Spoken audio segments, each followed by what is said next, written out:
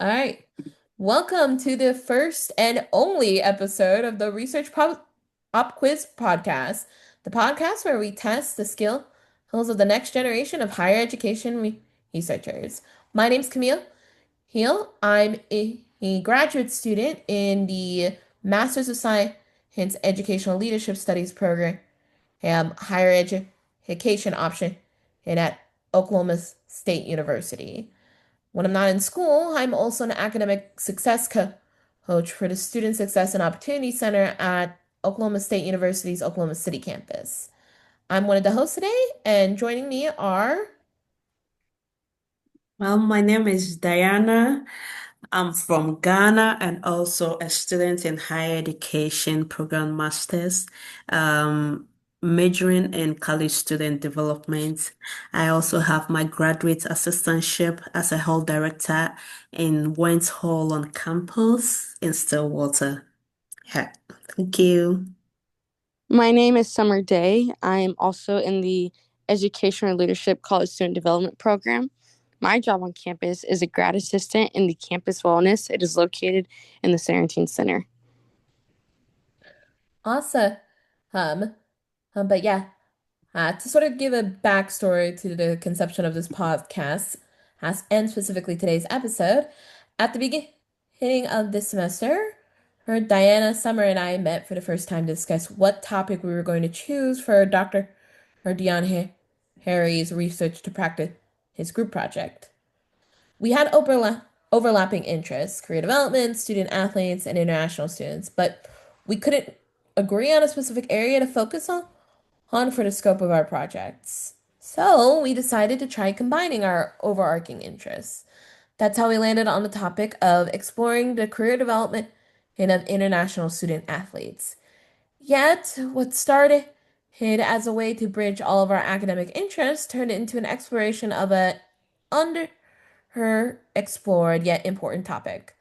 So, for our first and last episode of this podcast, Diana and I will be quizzing our groupmate Summer on the topic of the career development of international student athletes. Tuna, this will not only educate our audience, but test the research skills Summer developed over the course of this semester.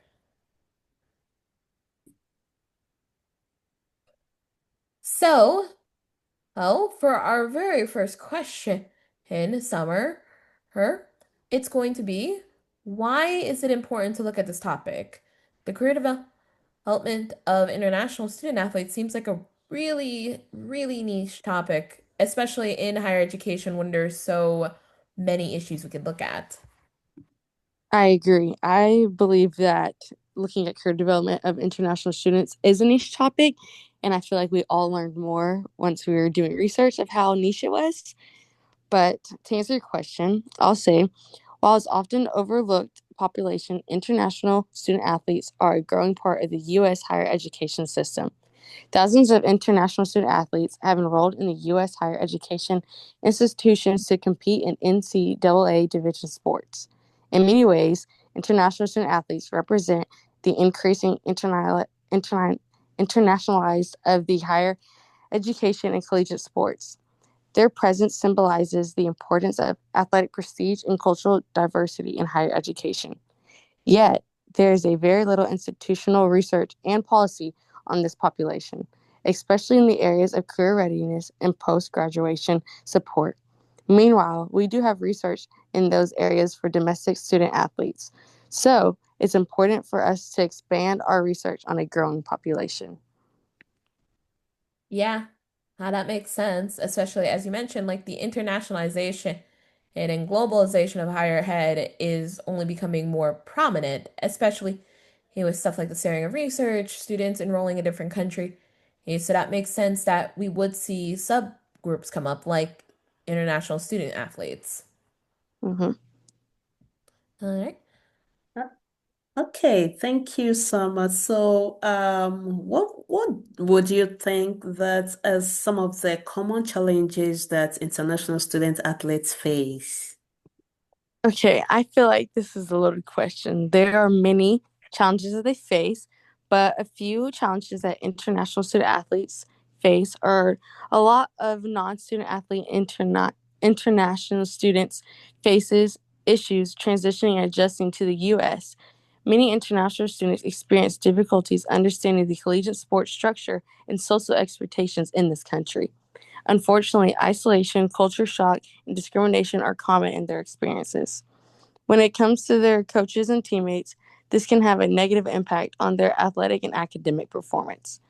As relationships of international students have with their teammates, coach, and the athletic staff have a significant impact on their overall well-being.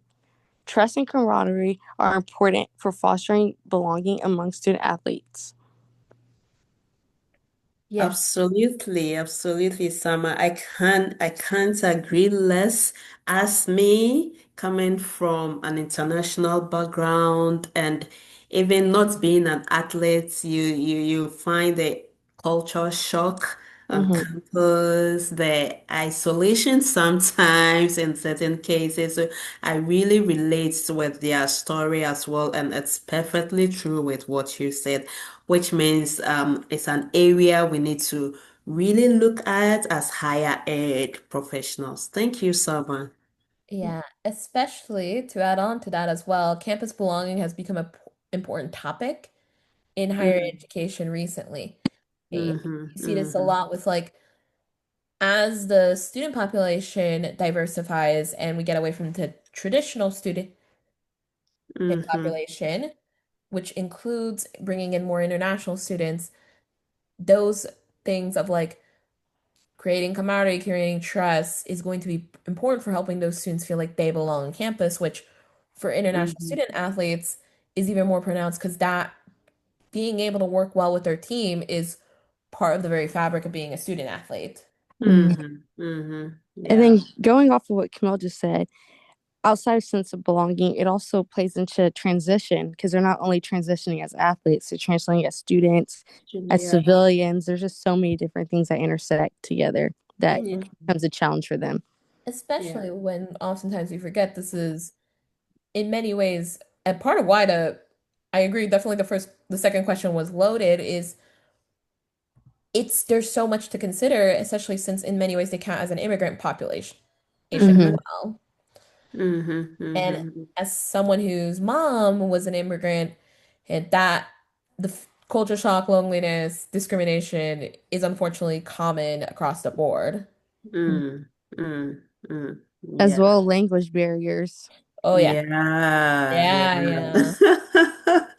That's the big thing. That's the big thing. I quite remember just recently, I think just last Friday, I was trying to have a conversation with one of my resident assistants in the office, and she is also coming from an immigrant background, and she shares her story as how the language and then your color alone, Mm-hmm. it's a discriminatory Yes. factor in the US context, and how difficult it is to transition, and especially if you speak, like if your English sounds well as it is for the states, then you are really accepted as one of them, and you are to accept the culture and everything, and even the nationality, the identity. Yeah. So I think all these things is a big thing they need to look at. Yeah, especially since unfortunately with the language barrier, too often international students get labeled as like stupid or like not knowing the language, Mm, even though you Mm-hmm. have to pass a proficiency test to get mm, a visa mm, into this country to enroll as a student. Part of the problem is American language uses a lot of slang and contractions and shorthands Mm-hmm. yeah. that make, if you learned academic English, very difficult. Mm-hmm. That also goes with the cultural differences and how they learn coming from different countries versus how they're taught in America. Yeah, yeah. Right? And after that very awesome discussion, we're gonna move on to the third question. Hin. Which is, while we know there isn't a lot of research on career development in international students, what do we know about the career development of this population? Whether it's international student athletes, international student athletes, what have you. Well, for the general student athlete population, a lot of money and resources are invested in the athletic and academic successes of these students, yet we devote little resources to their post collection career path. If they do not become professional athletes, for international student athletes, their status as international students and thus immigrants complicates their career path. Issues like visa restrictions and the lack of cultural awareness make navigating the U.S. job market difficult for this population. So, even though their status as student athletes give them skills such as collaboration and teamwork, they aren't able to use these transferable skills to help give them jobs after graduation. Yeah, that's a common thing we not just see with international student athletes or international students, especially that last part about transferable skills, I see in a lot of other populations. Mm-hmm. Hmm. Because too often with career development, we focus on and this is discussions I've had in other parts of my graduate program, we focus on picking the right major, picking a correct career path, rather than acknowledging the issue that comes up so often, which it is students will change their mind, things will happen in their career journey that makes them have to pivot. And thus, if they can no longer be in the career that they were studying in school, or in international student athletes case, they don't go professional, there Mm-hmm. becomes the issue of what do I do now? Hmm. Mm-hmm. Hmm. Because either way, no matter what, whether you're following your dreams or not, no matter what career path you go down, there always has to be a thing I need to feed myself at the end of the day. I need Mm-hmm. bills. Yeah. Yeah. And especially for them where where there's the issue of cultural awareness, navigating things like restrictions, because a lot of employers won't hire international students in general because of having to navigate that. There's Mm-hmm. just a lot that goes into it as well. Mm-hmm. Hmm. Yes, after researching this topic, I will say the most studies I found was about how international student athletes felt after their post grad experience, no longer being an athlete, and how to navigate because of the lack. And I feel like, the answer I gave, like they do learn things, but not everything is transferred into the workforce, Yeah, which leaves them left out to dry. yeah. Hmm. Hmm. Or they just don't know how to transfer it. Because even Mm-hmm. as you mentioned, like they learn teamwork, collaboration, that is useful in any job, whether it's like project management or something else. It's just we don't teach students, especially not this population, where they're being brought in for their athletic skills. The focus is completely on that to the point of neglecting what happens to them afterwards. We don't teach them, like, hey, this is how you market yourself, this is how you present yourself in a job interview and use your experiences as a student athlete to get a job if you don't Mm-hmm. go professional. Yeah, and I think in addition to that, as higher ed professionals, what we can do to help these students is just trying to go a step further from our lay down work, our expectation, what we are supposed to do on the work, but then go a step further to just get to know what is required of these international student athletes, immigration wise, how they can go beyond the student status and also being in the job market career wise, what happens beyond college. So then at least before they graduate, they are not just left on their own, but then we guide them and give them the resources that would equip them to, continue with their career so that at least they didn't just get college experience or a degree, but then the professionals, the higher ed professional actually kind of held their hands into developing their careers as well. I think that's something higher ed professionals should also look at going a step further beyond their normal scope of work. I completely agree. I agree. Right? Okay. So that will take us to our fourth and last question, possibly.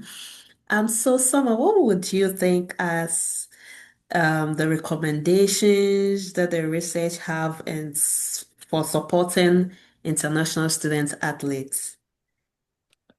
For this, I would say most of the research emphasizes that international student athletes need a holistic and cultural responsive support system to promote academic, social, and professional success.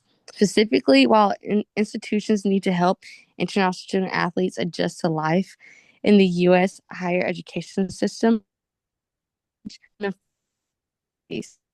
practice, this can look like specialized orientation sessions, peer mentorship initiatives, team that bridge relationships between international and domestic athletes, I'm or sorry, Summer, just to interrupt.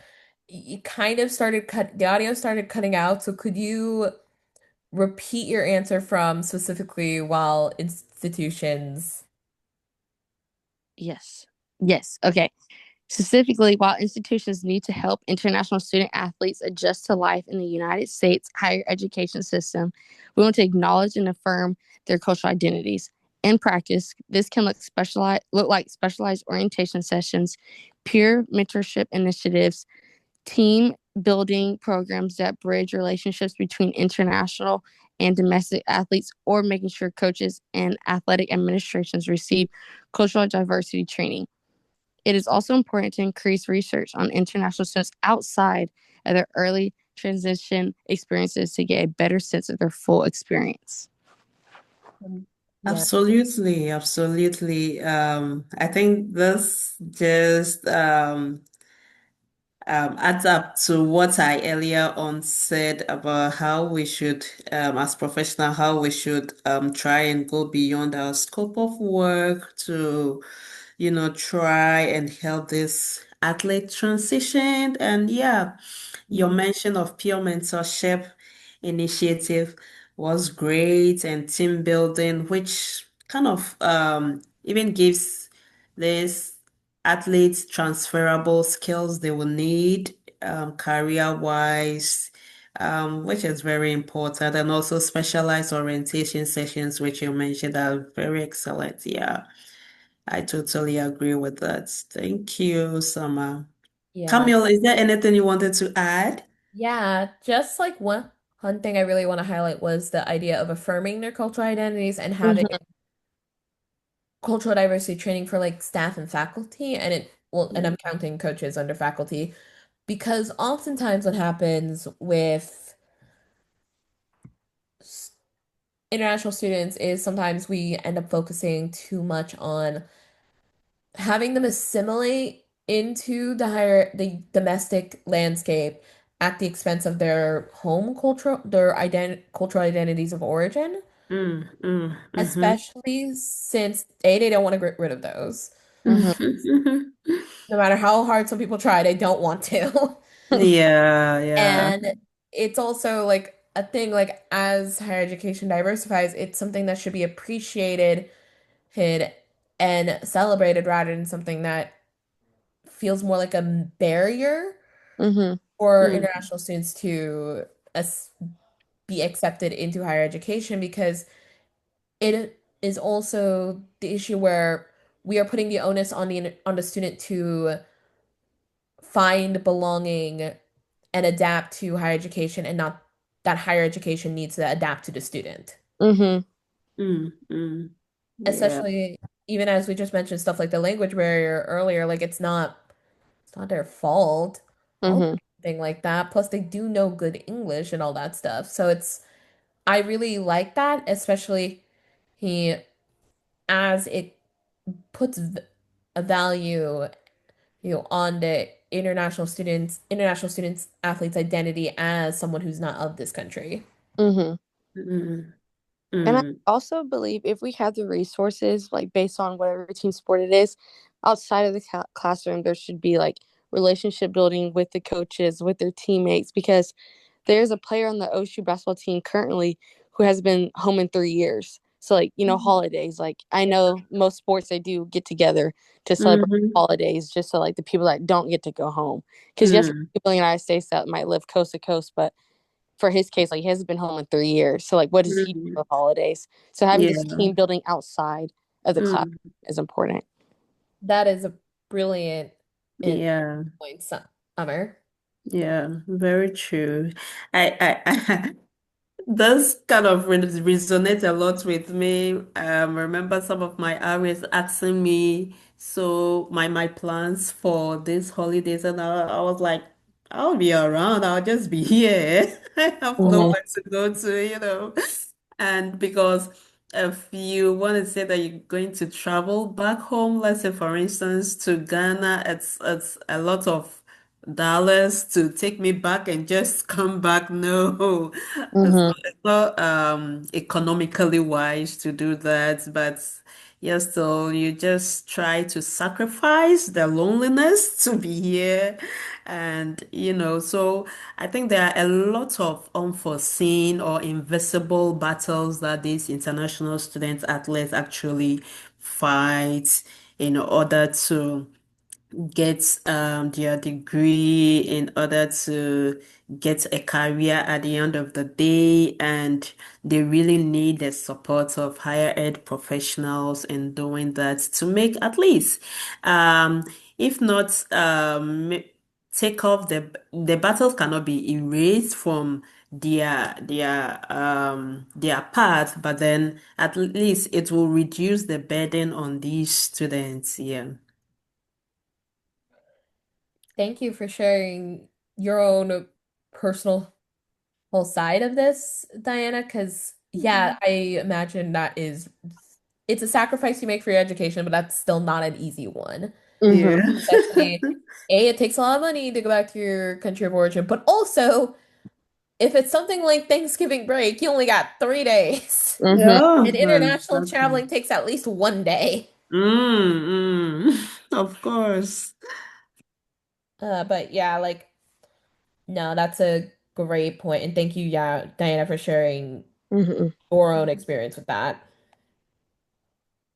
Thank you too, Camille. Right.